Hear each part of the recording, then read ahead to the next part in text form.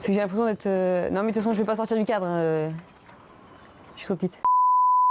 Salut à tous. Alors aujourd'hui on va répondre aux questions d'Elodie du site brilletdesanté.com. On vous mettra la description en dessous de la vidéo. Donc on a une liste de questions qu'elle nous a transmis et puis on fait une petite réponse en vidéo. On trouve ça plus sympa avec Will. Comme ça tout le monde sera au courant un peu de toute notre vie. On n'a rien à cacher. Quand même pas toute notre vie. Avant toute chose, je m'excuse d'avoir les lunettes de soleil. C'est pas pour me la péter, c'est juste... C'est pour faire ta star, tu voilà. m'as dit, parce qu'en fait t'es trop connu maintenant. À un moment donné... ça devient obligatoire. Non, c'est juste qu'il y a beaucoup de soleil et j'ai les yeux sensibles. Et voilà, sinon je vais me mettre à pleurer, je vais avoir les yeux rouges, ça va être trop moche. Alors on va commencer par la première question. Donc bonjour Wilfried et Blandine, pouvez-vous vous présenter, pour qu'on apprenne à vous découvrir? Je commence, tu commences. Vas-y, tu nous présentes, ouais. Alors déjà nous sommes deux Nantais.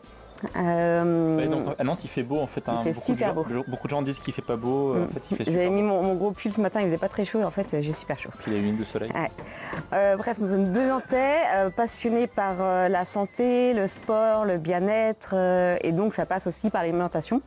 Mais avant tout c'est le bien-être. On a découvert le paléo. C'est la deuxième question. Ouais, d'accord, on va en parler après. Alors, à quel moment avez-vous commencé à vous intéresser à l'alimentation saine et au bien-être? Je crois que ça fait près de 3 ans. Eh ben non, 4 ans. 4 ans, le temps passe vite. 4 ans. Ça fait 4 ans qu'on a commencé le paléo. Comme on dit souvent, toi tu t'intéressais déjà un peu à la nutrition, moi pas du tout. Moi j'étais quelqu'un qui mangeait pas très bien, qui avait un style de vie voilà, un peu pas terrible on va dire, et puis j'avais pas mal de petits problèmes de santé, et puis je m'intéressais aussi à, j'avais vu quelques news passer sur le paléo en fait sur internet, je commençais un petit peu à m'intéresser. J'en ai parlé à Blandine qui a trouvé ça assez intéressant. Moi je trouvais ça plein de bon sens parce que comme tu l'as évoqué, j'ai toujours été intéressée par l'alimentation saine, par le bien-être. Alors je passe un petit coucou à mon papa qui a été le premier à m'initier, même si je ne sais pas s'il y aura la vidéo. Mais en tout cas, ouais, je lui enverrai. Juste pour la petite anecdote, c'est quelque chose que j'aime raconter. Mon papa était éleveur. Je suis issue d'une famille d'éleveurs, d'agriculteurs et d'éleveurs, et mon papa, alors qu'il était éleveur de porcs et de vaches laitières, était végétalien. C'est quand même pour dire qu'on était déjà hors des sentiers battus dans la famille. Et c'est lui qui, le premier, m'a dit que le lait de vache n'était pas fait pour les humains, etc. etc. Et c'est comme ça que j'ai commencé à m'y intéresser. J'ai arrêté le lait de vache il y a 10 ans. J'ai mis du temps, hein. J'étais un peu dans la rébellion vis-à-vis de mon papa, mais j'ai arrêté le lait de vache il y a 10 ans et puis j'ai testé pendant 2 ans l'alimentation végétarienne par conviction. Mais il y avait quelque chose, moi mon corps, je sais quand même bien écouter mon corps et mon corps me disait qu'il manquait quelque chose. Et c'est quand Will m'a parlé de l'alimentation paléo où ça me parlait vraiment, c'était pour moi plein de bon sens et quand on a commencé à s'y mettre, j'avais plus ces frustrations dues à l'alimentation végétarienne. J'ai notamment lu le livre de Mark Sisson, le modèle paléo, qui moi m'a beaucoup inspiré. Et j'ai trouvé en fait c'était un livre qui était plein de bon sens parce qu'il parlait d'alimentation, il parlait aussi d'activité physique, il parlait de mental, il parlait de se retrouver, des choses simples, de se retrouver avec son petit cercle familial le soir pour faire des choses sociables, simples, etc. Et qui était loin un peu de tout ce qui se passe aujourd'hui. Moi ça m'a parlé et on a testé, puis on a eu plein de bons résultats, surtout moi en fait qui avait des petits problèmes de santé, de peau, de respiration, etc. Et aujourd'hui tout a disparu et voilà. Oui, parce que avant que tu me parles du paléo, quand je te voyais avec ton bol de lait et ta demi-baguette de pain le matin, tu me disais, moi ça fait plus de 30 ans que je consomme ça tous les matins et je vais très bien. Voilà. Sauf que comme je dis aujourd'hui, en fait on a beaucoup de pathologies cachées, ou qu'on s'habitue, c'est-à-dire que les gens pensent que c'est normal, mais en fait pas du tout. C'est-à-dire que... Tu pensais que c'était normal. Voilà. Mais les choses ont changé. Mais oui, mais c'est très bien. Cette petite parenthèse, tu évoquais, effectivement on a tendance à parler de l'alimentation dans le paléo, mais l'alimentation ce n'est qu'un pilier qui fait partie des autres. Il ne faut pas juste se concentrer sur l'alimentation, il y a aussi tout ce qui va autour. On en reparlera peut-être après. Troisième question, quel impact l'alimentation paléo a sur votre santé? Depuis quand l'avez-vous adoptée? Donc on a répondu à la précédente question, on l'a adoptée depuis 4 ans. Voilà. Alors au début on tâtonnait un peu, mais et puis plus ça va et plus on se perfectionne. Voilà. Aujourd'hui, c'est nous qui en parlons un peu autour de nous. Moi, les impacts, comme je l'ai expliqué, j'avais des soucis avant de peau, de l'acné résiduelle, j'avais des problèmes de respiration, des rhinites chroniques, j'avais le rhume des foies aussi. Tout ça, ça a disparu. Et puis aujourd'hui, en fait, l'alimentation paléo me donne pas mal d'énergie. J'ai la grosse pêche toute la journée, j'ai pas de fringales, du matin au soir, je suis plein d'énergie.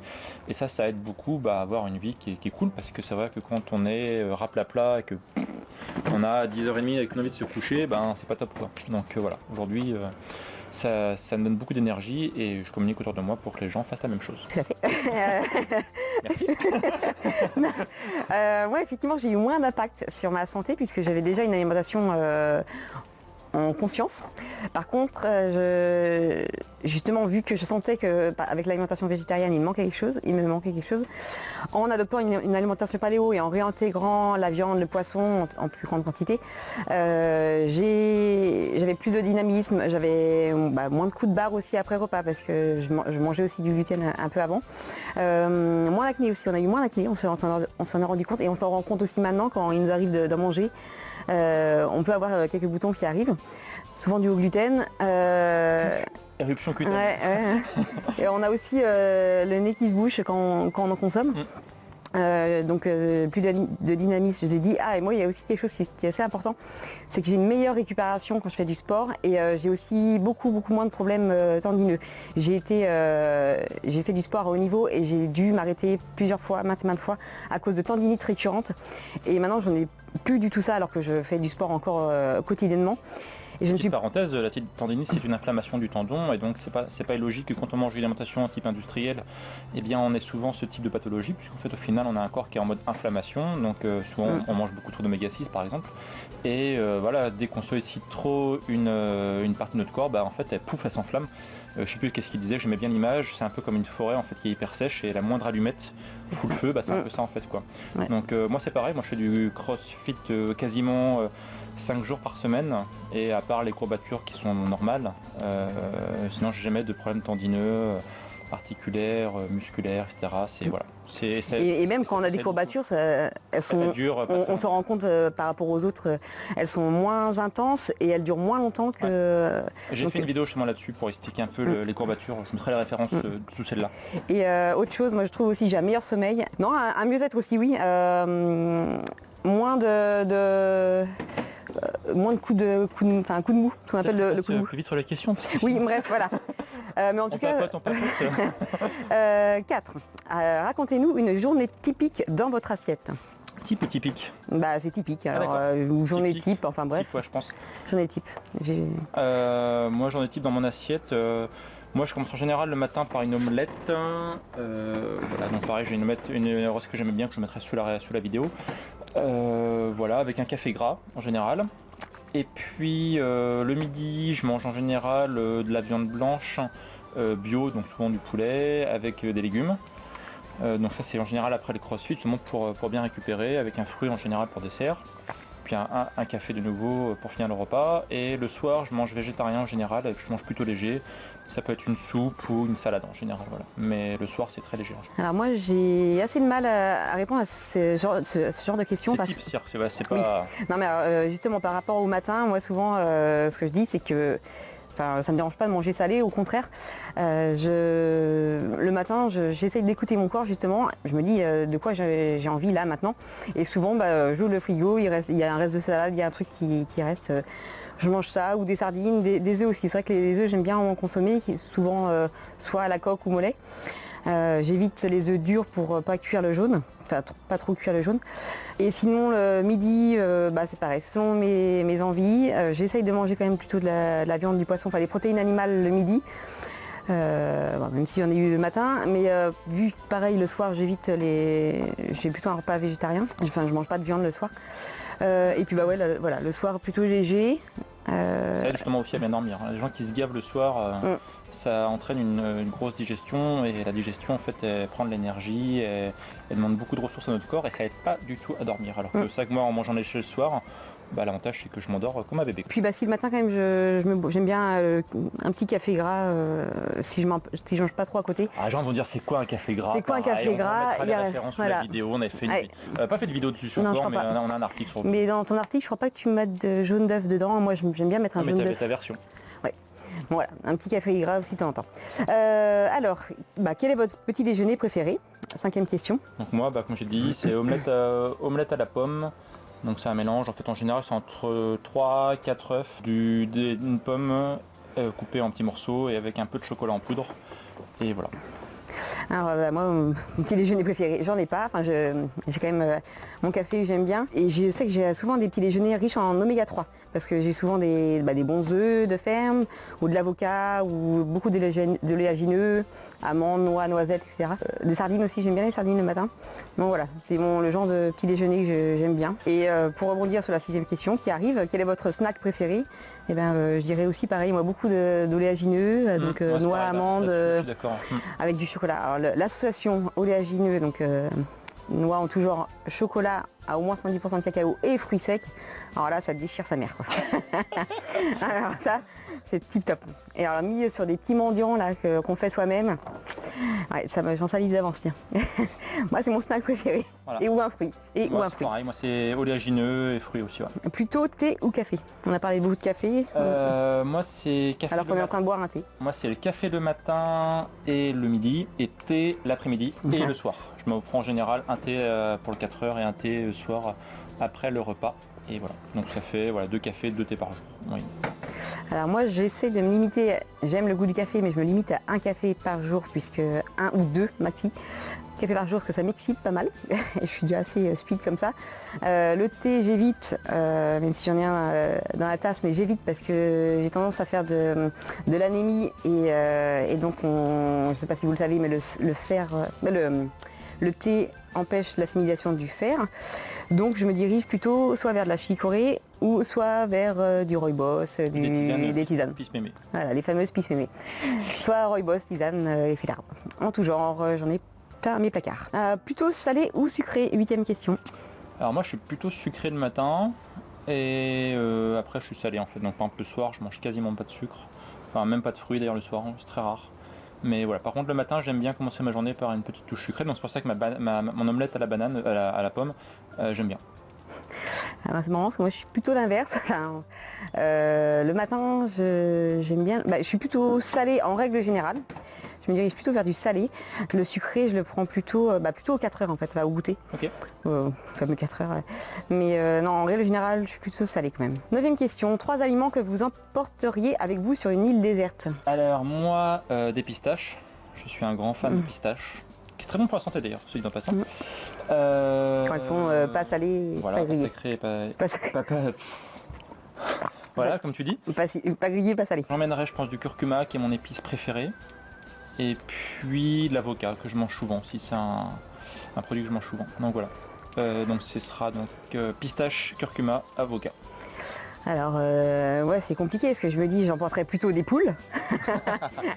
Des poules et un coq. C'est un peu triché. Hein. Voilà. Je prendrais des graines pour les planter. Et puis voilà, alors moi justement les œufs, hein, j'aurais du mal à me passer. Et puis en plus, je sais qu'il y a les. Quand il est dans sa globalité, c'est un aliment complet, justement, riche en protéines, en oméga 3, etc.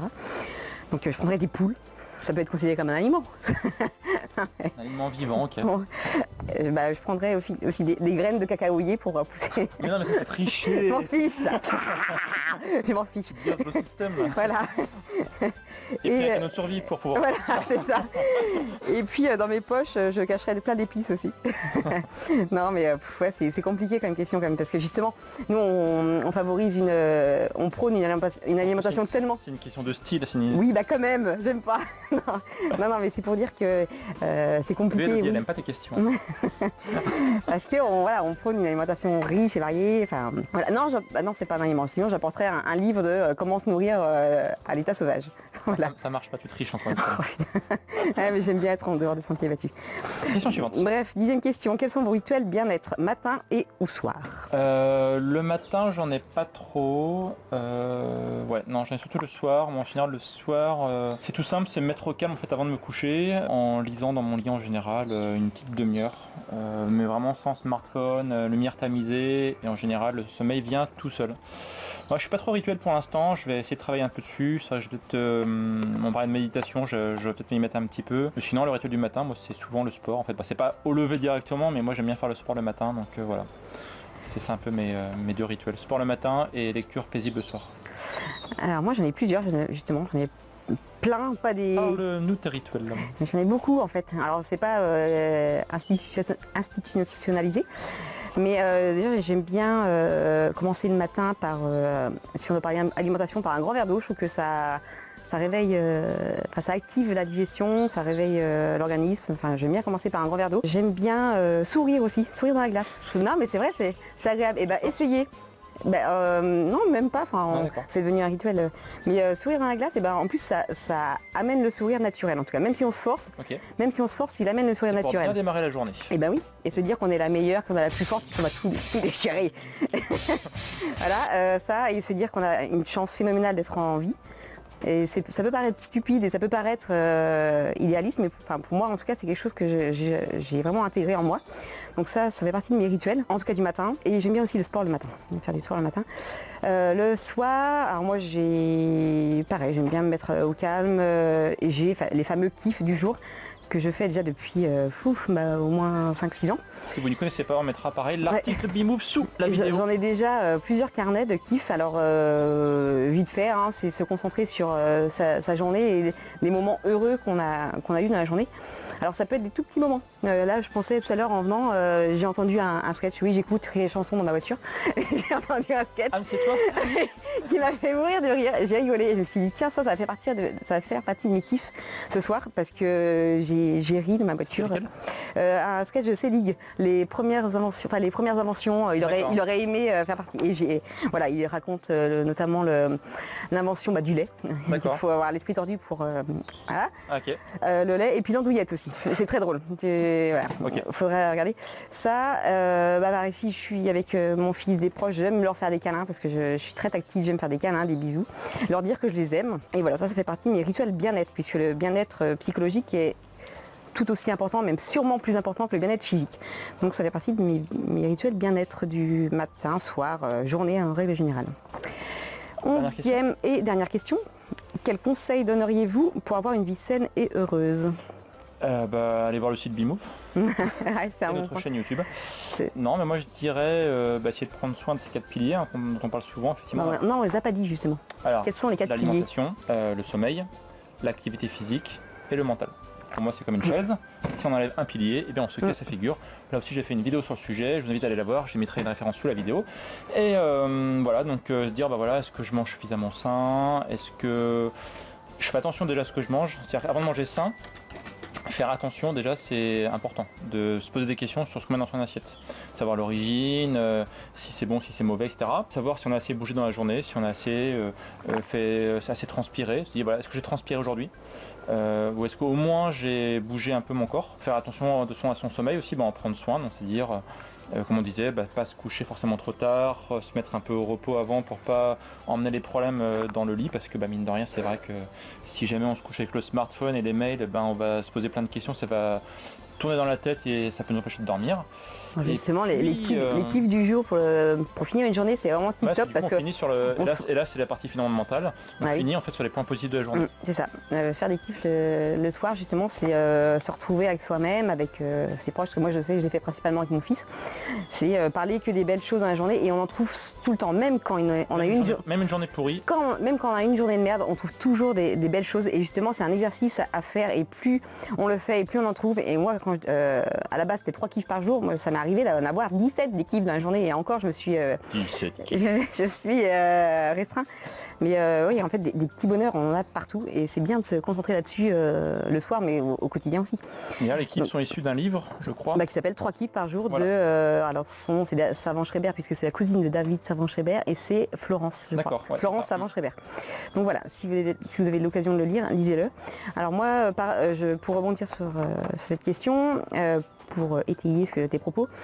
Étayer, il faut savoir se faire plaisir parce que effectivement il faut se nourrir en conscience, donc mettre dans son assiette des choses qui vont nous faire du bien au corps et aussi à l'esprit, mais il ne faut pas non plus rentrer dans un dogme et un truc sectaire. C'est le problème, on en voit parfois sur le groupe Vélo France. Ça s'appelle orthorexique. Ouais. C'est-à-dire en fait que la bouffe par exemple devient une obsession. Ouais, et puis il faut savoir aussi se faire plaisir et puis savoir que parfois effectivement ce qu'on mange, si c'est vraiment encore une fois occasionnel, Mais parfois on se fait plaisir, on sait que c'est pas bon pour le corps, mais Par bon... exemple, on peut prendre un bon gâteau, genre un cheesecake non paléo.